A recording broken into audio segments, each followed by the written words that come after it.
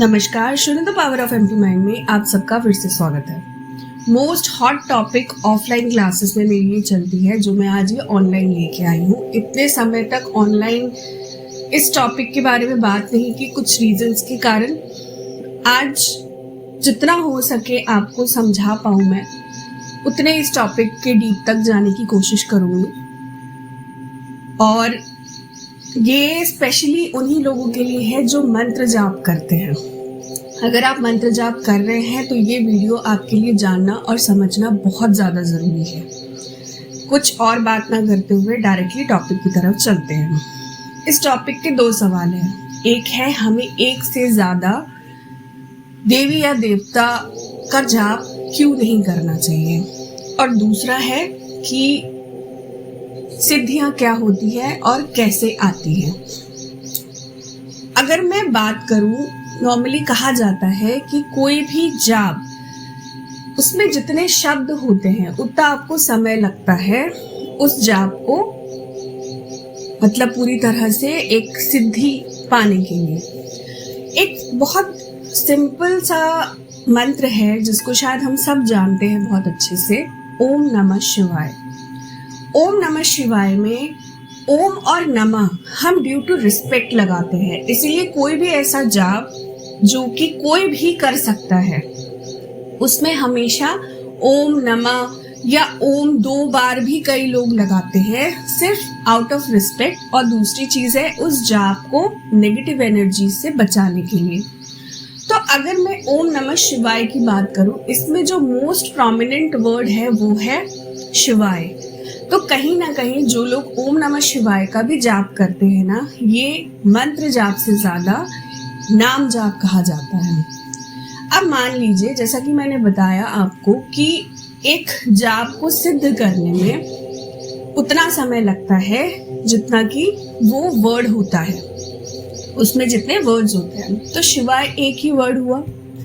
तो इस मंत्र की जो बोलते हैं ना सिद्धि, 1 से 1.5 साल के अंदर अंदर लोगों में शुरू हो जाती है। हालांकि इसमें भी बहुत सारे प्रोसेसेस होते हैं। आपके चक्र कितने क्लीन है, आप ऑरा कितना बना रहे हो, आपकी रेगुलरिटी कितनी है, आप किस तरह किस भाव से रेगुलर बेसिस पे मंत्र जाप कर रहे हो। इस टॉपिक को थोड़ा सा अलग रखते हुए मैं सिर्फ और सिर्फ मेन टॉपिक पे बात करना चाहूंगी अभी फिलहाल। तो शिवाय आपका 1 से 1.5 साल के अंदर अंदर वो हो जाना चाहिए, मतलब सिद्ध हो जाना चाहिए। पर सिद्धि पाना शुरू हो जाना और सिद्धि के एंड स्तर तक जाने में बहुत फर्क होता है। सबसे पहले तो मैं आपको बता दूं कि सिद्धियां कितने प्रकार की होती है। जब आप किसी मंत्र को लेकर बैठते हैं ना, तो कैसे कैसे सिद्धियां आपको मिलती है धीरे धीरे धीरे धीरे करके। पहली सिद्धि होती है आपकी भाव सिद्धि। आप किसी से मिल रहे हो जिसके साथ आप बहुत अच्छे से कनेक्टेड हो, पर जैसे ही आप इस पाथ पे आते हो आप उससे दूर होने लग जाते हो। ये क्या है?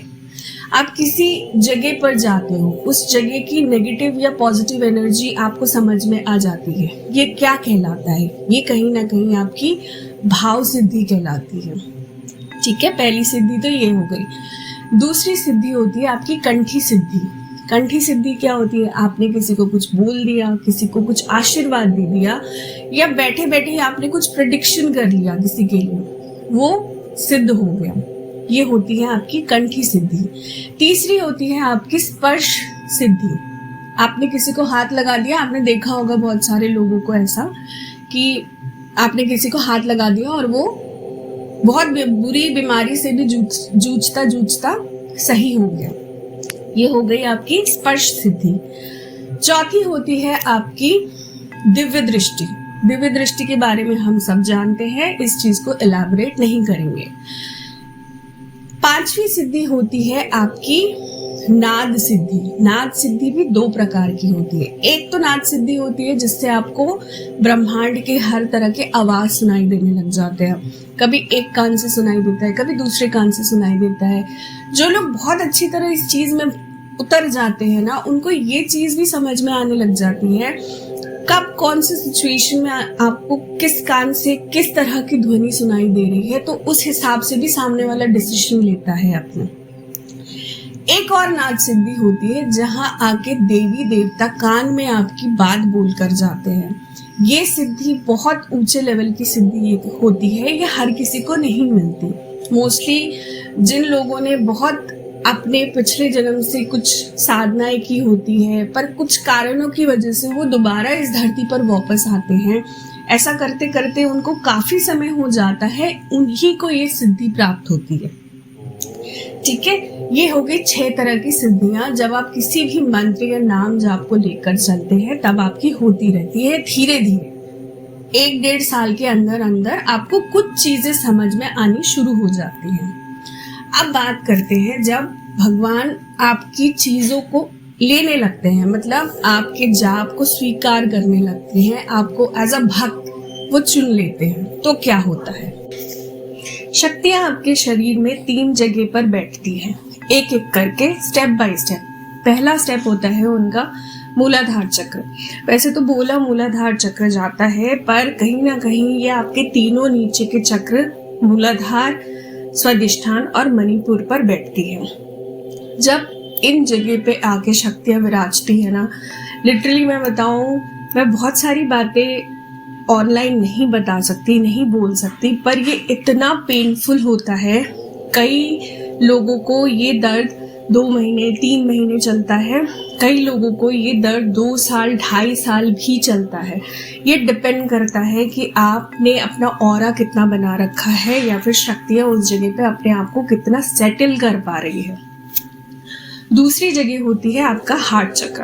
अब हार्ट चक्र पे जब वो बैठती है तब आपको ये सब चीज़ें हाथों से रिलेटेड मिलने लग जाती है। सिद्धियां जो मैंने बताई कि हाथों से आपकी सिद्धियां होती है, आप किसी को छू लेते हैं या फिर किसी को आशीर्वाद देते हैं, वो सच होने लगता है। ये चीज़ें धीरे धीरे आपके अंदर आने लगती है, बट ये स्टेप भी बहुत पेनफुल होता है।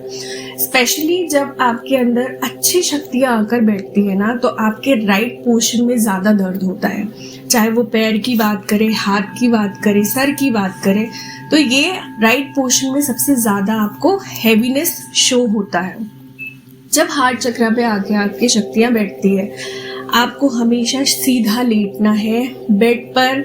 अगर आप तकिया लेते हो तो तकिया लेना बंद कर दो।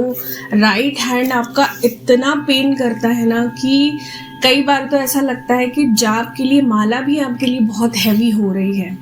ऐसी कंडीशन में कई लोगों की आदत होती है 1.5-1.5 2-2 घंटे वो जाप कर रहे हैं, अपने आसन पे बैठे हैं, कोई दिक्कत नहीं होती, पर जैसे ही शक्तियाँ आनी शुरू हो जाती है 10-15 मिनट में आपके बॉडी में दर्द होना चालू हो जाता है। तीसरी जगह जहाँ पे शक्ति आके बैठती है वो होता है आपका थर्ड आई चक्र। थर्ड आई चक्र पे जब वो बैठती है शक्ति आके, तब भी यही कंडीशन होती है, आपको बहुत पेन का सामना करना पड़ता है। ऐसा लगता है सर पे ना कोई आके आपके बारंबार हथौड़ा मार रहा है। इन दर्द में एक डिफरेंशिएशन ये होता है कि आपको रेगुलर नहीं चलता, कभी आपको दर्द होता है, कभी नहीं होता। पूरे दिन में ज़रूरी नहीं है कि हर वक्त ये पेन आपके साथ चले, पर स्पेशली जब आप मेडिटेशन कर रहे हैं, जाप कर रहे हैं, उस समय पे ये दर्द बहुत ज़्यादा होता है। और लिटरली मूलाधार चक्र का जो दर्द होता है ना, आपको ऐसा लगेगा कि किसी ने पता नहीं कितने सारे पत्थर एक जगह पे बांध दिए हैं। अब इतना कुछ बताने का रीज़न ये था कि जब आप सिर्फ एक जाप को लेकर चलते हैं तब आपको ये सारी दिक्कतें होती है। अब आप खुद सोचिए, अगर आप 4 से 5 जाप एक साथ कर रहे हैं तो आपकी क्या हालत होगी। वैसे अगर आप मेंटली, फिजिकली, स्पिरिचुअली, इमोशनली इस चीज़ को लेने के लिए तैयार हैं, क्योंकि आपको सफ़र तो हर कंडीशन में करना होता है। अब इस सिचुएशन में आने के बाद क्या होता है ना, लोग कहीं ना कहीं इधर उधर भटकने लग जाते हैं, अपना ऑरा स्कैनिंग करवाने चले जाते हैं, दरबार में चले जाते हैं। ये जो सिचुएशन होती है जब शक्तियाँ आपके साथ आके जुड़ रही हैं, ये उन लोगों के लिए बहुत बड़ी चीज़ होती है जो किसी का जाप चुराना या फिर किसी के ये जो ऑरा आपका बना है उसको ले लेना, ये सारी चीज़ें बहुत ज़्यादा होने की पॉसिबिलिटीज़ होती हैं। इसीलिए चेकिंग के लिए आप उन्हीं के पास जाएं जिन पर आपको पूरा भरोसा हो। इसके बाद जो होता है, आपने चलिए आसन बना लिया, आपने एक टाइमिंग फिक्स कर ली जब आप बैठ के मंत्र जाप कर रहे हैं, आपने जाप माला भी ले ली, आपको 3-4 साल भी हो गए मेडिटेशन करते हुए, जाप करते हुए, आगे क्या? कई बार ये दर्द जो है ना, ये बना रहता है क्योंकि शक्तियाँ खुलकर आपके सामने आ नहीं पाती या फिर आपके शरीर में उठ नहीं पाती है। मैं बहुत सारी चीज़ें ऑनलाइन नहीं बता सकती हूँ, इसीलिए क्या प्रोसेस होता है इसके बाद ये भी मैं अभी फ़िलहाल नहीं बता पाऊँगी। हो सकता है आज से 6-8 महीने बाद मैं ये सारी चीज़ें भी शुरू करूँ ऑनलाइन लेना, क्योंकि क्या होता है, मैं वीडियो में आपको बताकर तो चली जाऊँगी, अब वीडियो कौन देख रहा है, कौन इस चीज़ का कैसे प्रयोग करेगा, मुझे नहीं पता। ये कहीं ना कहीं एक गुरु मंत्र जैसा होता है जो हर गुरु अपने शिष्य से कराता ही कराता है। आशा करती हूँ आज की इस वीडियो में आपने नया कुछ ज़रूर सीखा होगा। चैनल को लाइक और सब्सक्राइब करना ना भूले, फैमिली को बढ़ाते रहिए। Thank you so very much.